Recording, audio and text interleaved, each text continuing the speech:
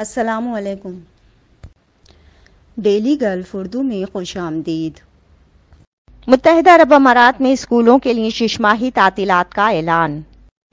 متحدہ عرب امارات کے بہت سے اسکولوں نے 13 فروری پیر سے اپنی مڈ ٹرم تعطیلات شروع کر دیں، جبکہ دیگر 16 فروری جمعرات سے اپنی تعطیلات شروع کریں گے۔ ان میں سے زیادہ تر وہ اسکول برطانوی اور IB کے نصاب کی پیروی کرتے ہیں۔ ان کی تعطیلات ہوں گی، جبکہ امریکی اور ہندوستانی نصاب والے اسکول اس عرصے کے دوران کھلے رہیں گے۔